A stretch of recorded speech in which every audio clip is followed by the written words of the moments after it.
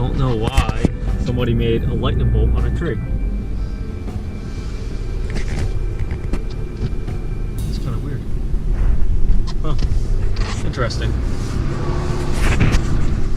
You said you saw a deer? I don't see any of them.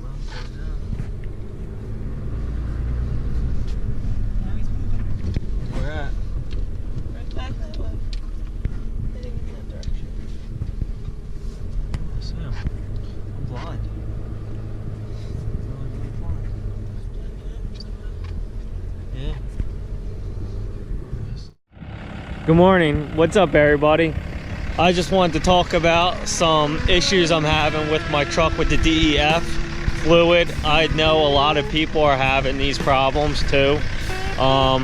What it is from reading the forums is, first of all, my DEF fluid actually froze. The pipe that sucks it up, I believe, froze because we've had some temperature that's been like 0 below freezing for over a week now, and that has affected my system on this truck. It was the first time I ever had an issue with the actual fluid.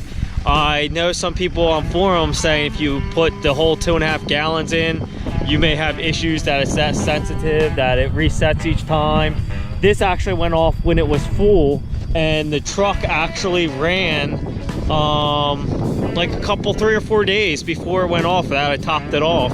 And I was snow plowing all night, and I was in extremely cold temperatures. Not with the truck, but I was driving out to where I had to go plow because I operate machines for plowing. And so the truck was sitting out there, it was cold, and then when I came back, I didn't use the truck for a day or two, and it was really, really cold days. We had -5, and I guess it just froze up. So I took my truck out, and I was driving, and the warning came up.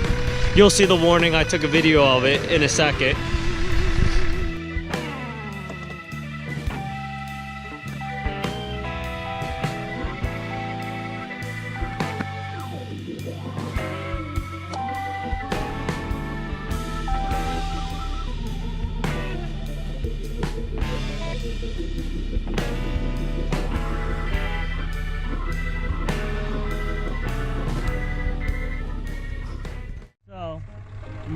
So my DEF tank is right here, and I guess it gets pretty cold right there. I'm thinking maybe one of the lines froze up on it more than actually all the fluid in there, because I heard of people that happening as well, their lines. And I guess the remedy will be just to warm up my truck, leave the tank warm up and it thaw out, and that'll solve everything. Geez, they put way too much salt on the roads, don't they? Look at all this on the truck. I got a lot of washing to do under it because that salt's no good. Any rust spots I'm gonna have to paint. So now I'll get back into my truck without any bars at all. Kind of steep side. It's actually kind of funny to watch, but I know you might be able to see right there. Jump back in. And continue. Which way do you think we should go, left or right?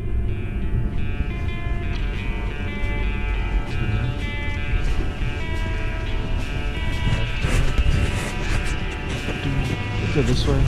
I bet you it's all this stuff is just ice right now.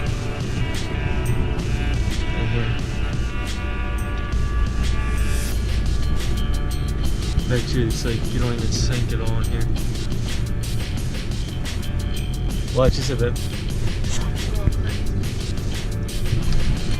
Not too bad. It's icy. Ice.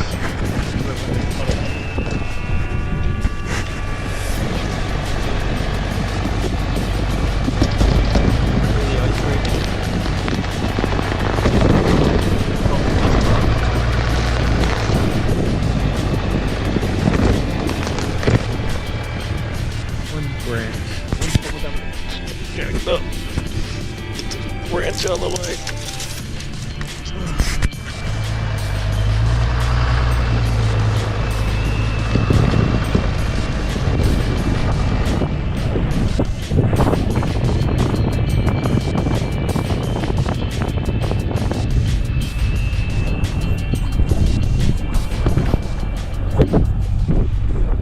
Hey guys, I don't know how many people realize this, but you can control the idle on the truck as well. Just sitting here. Well, what you first have to do, that I came to realize, is you gotta hit the parking brake down. And then once you do that, with the parking brake engaged, you come over here, you turn your cruise control on. Now it's on. Then you hit the set button, and then the idle goes up. See the idle's going up? I'm hitting set button. And then you hit plus, and you rev it up to like 1500 on there, and it'll stay. And then you go back down, hitting negative, or set, or cancel, and shut it off completely. Isn't that cool? I didn't realize that, and I think it's pretty neat. That warning light, as you saw, would reduce the truck to 5 miles an hour, which is crazy. And I knew once I let it run for a while and let it fall out, that would be okay, and that's what happened. But I think it's still kind of crazy that it did that. Now, I read a lot on the forums, people having this issue where this does happen, and it could be as little bit as adding the fluid into it. Like some people say don't add 2.5 gallons at once, but I believe it's a 4-gallon tank that holds the fluid in this truck. And I added a 2.5 gallon tank or amount, and I got it from Walmart, just the cheapest brand. And I believe people have said that you should test it out and make sure it's right, that any little difference in it can make this system go haywire. And maybe that was the cause of it too. But it was also extremely cold, and I know people have issues when it is extremely cold with the DEF fluid. And basically you have to keep a reader with you the entire time in this truck, because I one day cleared 2 exhaust codes in one day on this truck. And so that's what it is. So anybody who owns a diesel, it should have one of those readers, because you're always going to be deleting some type of code for the emissions on the truck. Yes, I do want to delete the emissions on this truck, and yes, I hope to do it one day soon, but I do want to do gearing as well. This is the reader I was talking about in the truck, this guy here.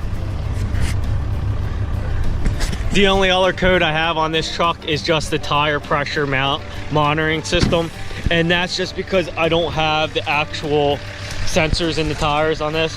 I didn't want to go through the hassle of getting the truck reprogrammed for the different tire pressure. They are E-rated tires, but they're 65 PSI, and stock on this truck is 80 PSI. And supposedly, reading on forums again, you have to go to the dealership and they have to like recalibrate it to run a little bit lower without going crazy. I don't mind that one little caution symbol. It doesn't bother anything else. That just stays on. That doesn't bother me. I guess it puts it into like just a sleep mode then, that monitoring system.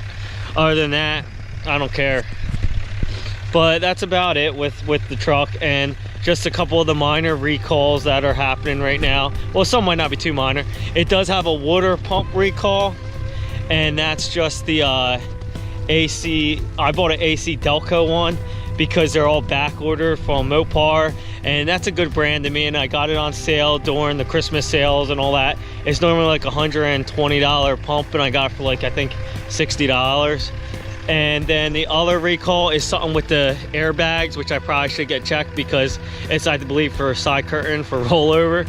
And then there's another recall for the shift mechanism on this truck, where they're telling you anytime you put the truck in park to put the emergency brake on, because they say there's a chance that the truck could roll or come free or whatever happens there. And I haven't had any issues with that, except one time when I came to turn my truck on and my shifter was locked up, and it wasn't from the steering wheel. You can move the steering wheel fine.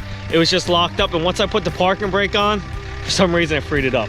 I don't, who knows, maybe it was a fluke, I don't know.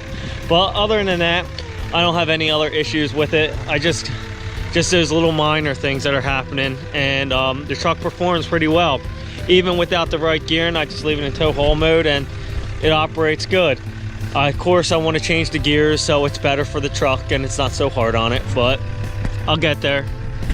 And I just want to thank everybody for tuning in, and there'll be some more videos of this truck, be doing more stuff to it, so stay tuned for that. And I'm gonna also have some other videos coming up about some machines I operate as well. Well, thank you for your time, and please hit the thumbs up button and have a nice day.